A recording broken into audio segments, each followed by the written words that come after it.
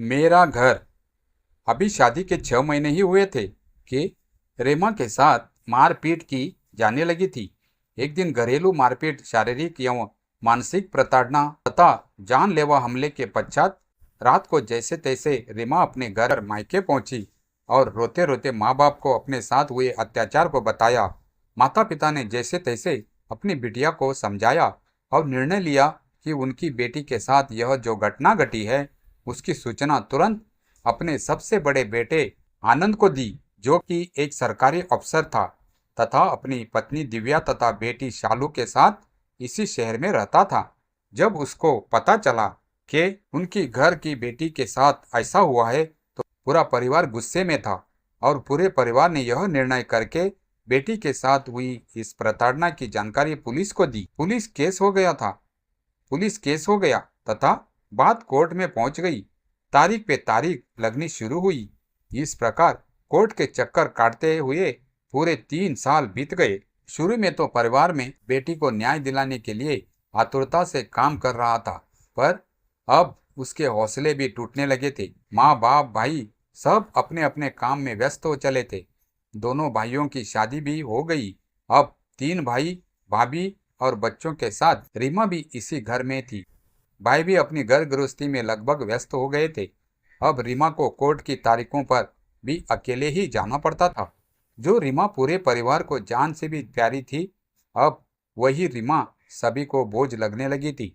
कोई उसका काम करता तो 4 बार सुना देता। भाभीियों को भी रीमा अब एक टक नहीं सुहाती थी। वह हर रोज रीमा को किसी न किसी बात बात पर ताने देती। इसी वजह से घर में हर रोज झगड़ा होने लग गया। इस कारण पिता का व्यवहार भी रीमा के प्रति अब रूखा सा होने लगा था। अब तो रीमा के भाई भी उसको बात बात पर डांटने फटकारने लगे थे। इन सब बातों से रीमा अपने आप को अपमानित महसूस करने लगी थी। अब रीमा को लगने लगा था कि वह कहीं न कहीं अपने परिवार पर एक बोझ बनती जा रही है। वह बिल्कुल अलग अलग तथा अकेली पड़ चुकी थी। उसका करियर भी दांव पर लग चुका था और जो महत्व और प्यार उसको परिवार से मिलना चाहिए वह नहीं मिल रहा है। घर की हर महत्वपूर्ण बात में उसको नजरअंदाज किया जाने था और उसकी भावनाओं, उसकी तथा इच्छाओं की कोई कदर नहीं रह गई थी। इन सब बातों को सोचकर रीमा अंदर ही अंदर घुटने लगी थी। उधर पारिवारिक कलह को समाप्त करने के लिए भाइयों ने मिलकर सोचा कि किसी बहाने से रीमा को घर से बाहर भेज दे। बड़े भाई ने झूठ बोलकर कि रीमा शहर से दूर एक अच्छा कॉलेज है, वहाँ के मालिक चाहते हैं तुम पढ़ना शुरू करो, बच्चों का भविष्य भी बनेगा, स्कूल को एक अच्छा शिक्षक भी मिलेगा, फिर तुम पढ़ी लिखी हो, अच्छे से मन लगाकर काम करोगी तो तुम भी अपने पैरों पर खड़ी भी हो जाओगी। उसने घर से बहुत दूर रीमा को नौकरी दिलवा दी। इस प्रकार कुल मिलाकर 6 साल व्यतीत हो गए। बस साल में 2 बार रीमा घर पर आती और फिर स्कूल लौट जाती थी। यह सिलसिला चलता रहा और इधर कोर्ट में तारीख पे तारीख भी बराबर चलती रही। सभी अपनी अपनी दुनिया में व्यस्त थे, लेकिन रीमा की बढ़ती उम्र, उसकी शारीरिक, सामाजिक और मानसिक जरूरतों, उसके मन की पीड़ा तथा उसकी भावनाओं एवं दुख को कोई नहीं समझ पा रहा था। कोई भी उसकी जिम्मेदारी लेने को तैयार नहीं था। एक दिन घर के सभी लोगों ने विचार किया कि कब तक ऐसे चलेगा बेटी, समझौता कराकर उसके ससुराल वापस भेज देना चाहिए। रीमा के भाई ने एक व्यक्ति के माध्यम से रीमा के ससुराल वालों से बात की। ससुराल वाले केस वापस लेने की बात गए और रीमा उनके अनुरूप रहेगी तभी वो उसको रखेंगे। यह बात के लिए रीमा के घर वाले तैयार हो गए। अब बस पूरा परिवार रीमा के घर लौटने का इंतजार करने लगा।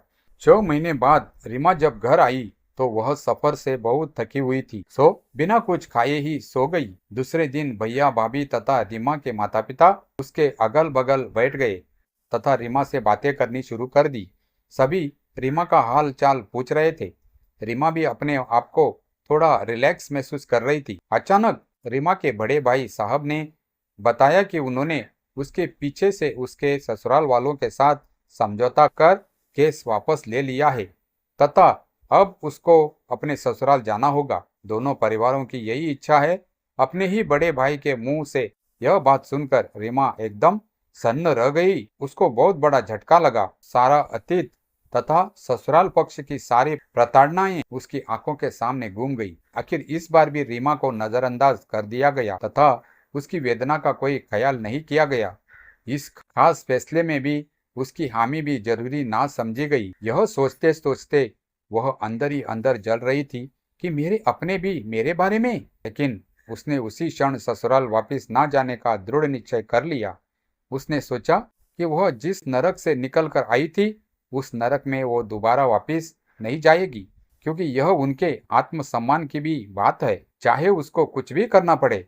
लेकिन दूसरे ही पल उसने उसके साथ भाई भाभी माँ बाप के द्वारा किए गए बर्ताव के बारे में सोचा। रीमा के पास अब और कोई चारा नहीं था। परिवार के सभी लोग रीमा के ससुराल वापस जाने को लेकर खुश थे। रात के समय सभी भोजन कर अपने अपने कमरों में चले गए। भाई और भाभी अपनी बेटी शालू के साथ नीचे वाले कमरे में सो गए। माता पिता दोनों साथ वाले कमरे में सो गए। रीमा अपने कमरे में ऊपर चली गई। रात के करीब 2 बज चुके थे। परिवार के सारे लोग गहरी नींद में सोए हुए थे। चारों तरफ सन्नाटा छाया हुआ था। लेकिन आज की रात रीमा के लिए बड़ी भारी थी। उसके दुख वेदना तथा पीड़ा का कोई सहारा न था, क्योंकि उसके मन की बात ना कोई सुनना चाहता था, ना ही कोई सुनने को तैयार था। रात के साथ उसकी बेचैनी बढ़ती चली जा रही थी। तभी सहसा वह बिस्तर से उठी और उसने अपने टेबल से पेन कागज उठाया और जल्दी जल्दी कुछ लिखने लगी। इसके बाद उसने दबे पांव चुपके से उठकर घर के किसी कमरे से एक रस्सी ली और गले में रस्सी फंसाकर फंदे से झूल गई। सुबह जब उसकी भाभी उसको जगाने ऊपर उसके कमरे में गई तो रीमा को देखकर उसकी चीख निकल गई और वह जोर से रोने लगी। रोने की आवाज सुनकर घर के सभी लोग ऊपर आ गए और अपनी ही बेटी का ऐसा मंजर देखकर वहीं बैठ गए। फिर कांपते हुए हाथों से भाइयों ने अपनी बहन रीमा की लाश को फंदे से नीचे उतारा और बेड पर लिटा दिया तथा टकटकी लगाकर उसकी ओर देखने लगे। तभी मजले भाई की नजर एक खुले पेन तथा एक कागज पर पड़ी। उसमें कुछ लिखा हुआ था। उस कागज में और कुछ नहीं, रीमा के द्वारा बयां किया गया आखिरी दर्द था। उसमें लिखा था, पूरे परिवार को मैं बहुत प्यार करती हूँ। मैं इसलिए यह कह रही हूँ कि मैं पिछले काफी समय से अकेली पड़ गई थी। मेरी वजह से परिवार का माहौल भी ठीक नहीं रहता था। घर में कहल होती थी। मेरी वेदना, पीड़ा, भावना और अकेलेपन के दर्द को कोई समझना नहीं चाहता था। कल की घटना के बाद तो मैं बिल्कुल ही टूट गई थी। भाई, बस आप लोगों से यही बोलना है, अगर आप लोगों की बेटियों के साथ यह हो तो जरूर आप लोग उनका साथ अंत तक दीजिएगा। जैसे मुझे बीच में अकेला छोड़ दिए, उनको मत छोड़ दीजिएगा। परिवार से माफी, आपकी रीमा। सभी भाई और भाभियों को तुरंत अपनी गलती का एहसास हुआ, लेकिन तब तक बहुत देर हो चुकी थी। माँ बाप अपने आप को अलग दोषी ठहरा रहे थे। सभी रीमा से माफी मांगते हुए एक ही बात सोच रहे थे कि काश हम एक बार भी रीमा बोझ ना समझकर सहारा समझते तो आज बेटियां जिंदा होती।